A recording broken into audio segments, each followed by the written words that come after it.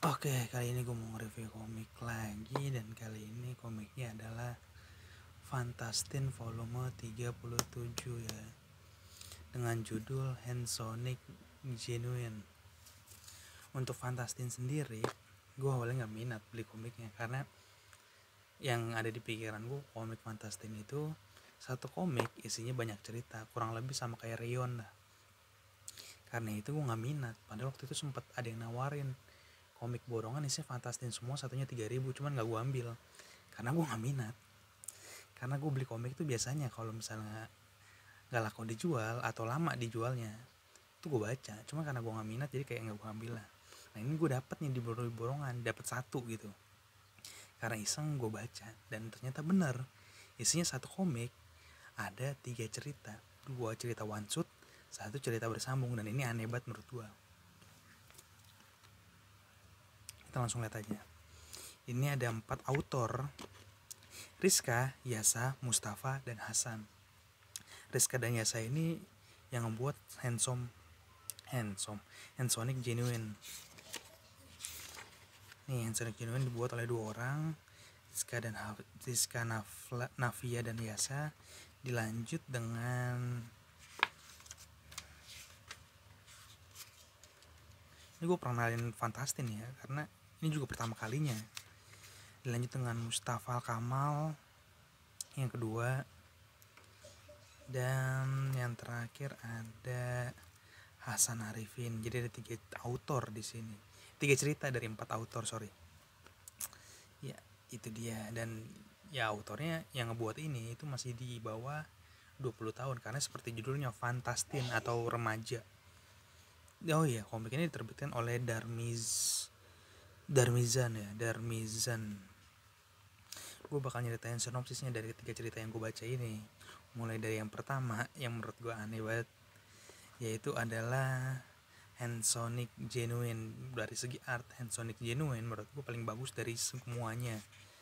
Ya walaupun tipikal Jepangnya masih berasa banget, dan komik ini gak tahu kenapa masih membawa-bawa Jepang, seperti latar tempat di Fukuoka tuh bisa dilihat. Padahal ini kan Indo gitu, kayak kenapa gak di Bekasi gitu, Depok, Pondok Gede gitu, kayak ya oke lah. Ya emang kayak influence Jepang soal komik itu emang gak bisa ya lepas sih, dan gue akuin itu. Jadi kayak masih Jepangan banget. Nama profesornya Obata, ya kayak Takeshi Obata, pembuat komik Death Note. Jadi kayak oke lah. Hajimere, jadi kayak ini di Fukuoka, jadi nama-namanya masih Jepang banget. Dan ini artinya yang paling oke dari 3 cerita. Cuman gue paling gak suka sama cerita yang ini. Dari segi cerita, dari segi art ini paling bagus. Dari segi cerita ini yang paling enggak sih, 3-tiganya kurang menurut gue. Lihat artnya tuh, artnya bagus. Jadi di sini ada murid baru, dan tiba-tiba saat jam istirahat tiba-tiba ada mayat dengan tangannya hilang gitu. Dan reaksi mereka kayak kaget, like ya tangan temen lu hilang gitu, temen lu sekelas hilang tiba-tiba tangannya, dan dia mati. Cuman reaksinya kayak gini tuh, kayak kayak siapa ya, jadi kayak sosok detektif gini ya. Menurut gue pribadi ya, menurut gue itu yang bikin komik horor itu dapat feelnya, yaitu penggambaran karakter yang ketakutan, reaksi dia saat dia menanggapi situasinya. Jadi kalau misalnya tiba-tiba ada teman sekelas lo yang mati di kelas, tapi reaksi lo malah kayak mikir siapa ya dolongnya ya, itu menurut gue malah aneh. Kecuali lo nggak punya hubungan sama korban, kayak Conan gitulah. Conan kan nyelidikin bukan kasus keluarganya, tapi kayak kasus orang lain diselidikin sama dia. Wajar dia punya reaksi seperti ini. Tapi ini kan kayak teman lo, jadi kayak ya itu sih kurangnya dari cerita pertama. Dan endingnya dia abis ngebunuh orang, terus lu tau kayak nggak dilaporin, temen lo dibunuh, 2 orang temen lo dibunuh, dan endingnya bisa-bisanya dia salaman, kayak salaman. Ya udah gue pamit ya, lu jangan laporin gue, kayak salaman, that's it. Kayak anjing, gue nggak bisa terima. 2 temen lu mati sama nih orang, minimal lu lapor polisi, bukan handshake. Itu yang pertama. Ini gue bingung banget. Jadi kalau dari segi cerita kurang, dan yang kedua artinya turun ya soal drama. Jadi kayak dia drama di perpus, disangkanya pembulian asli gitu, ternyata ya drama. Kayak monoton banget, nggak ada sesuatu yang bagus. Kayak udah monoton ceritanya, soal drama doang. Dan yang terakhir, dan yang menurut gue ceritanya kayak paling ada isinya gitu, berjudul Kutukan Guci Berdarah X1. Gue baca kan ya, wah gila, lumayan dapat nih. Pembunuhan, bunuh diri.